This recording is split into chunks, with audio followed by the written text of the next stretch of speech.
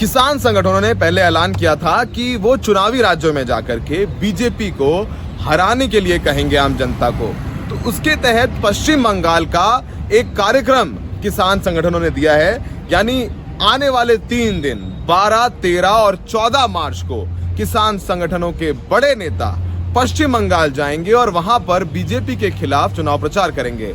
12 मार्च को, यानी जो 12 मार्च कल है, 12 मार्च को कलकत्ता पहुंचेंगे। कलकत्ता में पहले वहां पर दोपहर में एक प्रेस कॉन्फ्रेंस की जाएगी और उसके बाद राजधानी में, पश्चिम बंगाल की राजधानी कलकत्ता में एक बाइक रैली निकालेंगे किसान, और उसके बाद इनकी कई किसान महापंचायतें होंगी। और इस बाइक रैली में हम देखेंगे राकेश टिकैत, जो कि एक चेहरा है इस किसान आंदोलन के, वो भी रहेंगे। और 13 तारीख को वेस्ट बंगाल, पश्चिम बंगाल की सबसे हॉट सीट नंदीग्राम में एक बड़ी किसान महापंचायत आयोजित की जा रही है, जिसको राकेश टिकैत, योगेंद्र यादव, बलबीर सिंह राजेवाल जैसे बड़े किसान नेता एड्रेस करेंगे और लोगों से कहेंगे कि आप बीजेपी के खिलाफ वोट करें। नंदीग्राम, हम जानते हैं कि एक वक्त था जब एक बड़ा राजनीतिक अखाड़ा बनकर के सीट उभरी थी। ममता बनर्जी वहां से चुनाव मैदान में हैं और उनके खिलाफ बीजेपी ने शुवेंदु अधिकारी को उतारा है। और एक तरीके से भले ही बीजेपी ने अपना कोई सीएम उम्मीदवार ना दिया हो, लेकिन अगर खुदा ना खास्ता बीजेपी आती है सत्ता में तो वो एक प्रबल दावेदार रहेंगे। और हम सब जानते हैं नंदीग्राम में ममता बनर्जी पर कल हमला भी किया गया है, तो उसी नंदीग्राम में किसान नेता महापंचायत करेंगे। अब आप सोच रहे होंगे कि क्या किसान नेताओं के मंच पर दूसरे राजनीतिक दल मौजूद रहेंगे क्योंकि बीजेपी के खिलाफ रैली है? बिल्कुल ऐसा नहीं है। किसानों की इस महापंचायत में किसी भी राजनीतिक दल का कोई प्रतिनिधि नहीं होगा। किसानों का कहना है वो लोगों से ये कहेंगे कि आप बीजेपी को वोट ना कीजिए, आप टीएमसी को दीजिए, आप सीपीआईएम को दीजिए, आप कांग्रेस को दीजिए, पर आप बीजेपी को वोट ना दीजिए। ये जो किसान संगठन है वो किसी राजनीतिक दल के लिए वोट नहीं मांगेंगे, बल्कि ये बीजेपी के खिलाफ वोट करने के लिए लोगों को कहेंगे। नंदीग्राम के बाद 13 तारीख को, यानी शनिवार को, आसनसोल और सिंगूर, हम सब जानते हैं कि भूमि अधिग्रहण हुआ था जिसके खिलाफ बड़ी प्रोटेस्ट हुए थे। सिंगूर में टाटा का भूमि अधिग्रहण हुआ था, फिर उसके बाद गुजरात शिफ्ट किया गया नैनो के लिए, और वहां पर भी किसान महापंचायत की जाएगी। तो वहां पर किसानों को लेकर बात की जाएगी।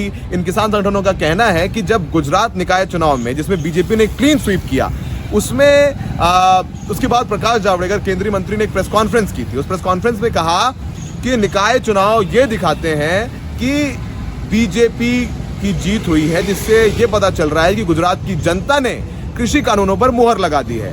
तो यानी बीजेपी की तरफ से ही ये पासा आगे फेंका गया कि ये एक मुहर है, क्योंकि चुनाव बीजेपी वहां निकाय चुनाव जीती। यही वजह है कि अगर अब ये मापदंड है चुनाव जीतना हारना कि कृषि कानून सही है या गलत, इसीलिए किसान संगठन इन 5 चुनावी राज्यों में कूदे हैं बीजेपी को हराने के लिए। अगर बीजेपी किसी राज्य में हारती है, बीजेपी सत्ता से बाहर हो जाती है असम में, और तो ये लोग एक संदेश देने की कोशिश करेंगे कि जनता ने कृषि कानूनों के खिलाफ जाकर वोट किया है। तो ये संदेश देने की कोशिश है।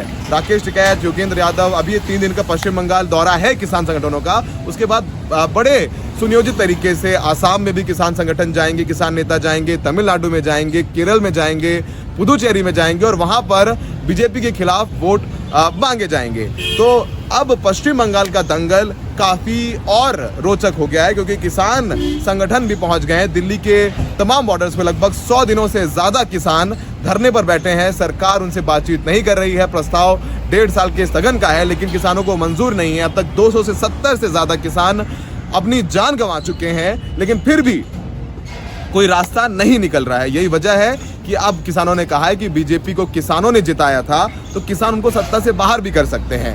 तो अब यही वजह है कि अब बीजेपी के खिलाफ चुनाव प्रचार शुरू हो गया है, और आने वाले दिनों में देखेंगे कि तमिलनाडु में भी जाकर के यही किसान नेता रैलियां करेंगे, महापंचायतें करेंगे, लेकिन किसी और राजनीतिक दल के लिए वोट नहीं मांगेंगे। ये कहेंगे कि बीजेपी के खिलाफ आप वोट कीजिए।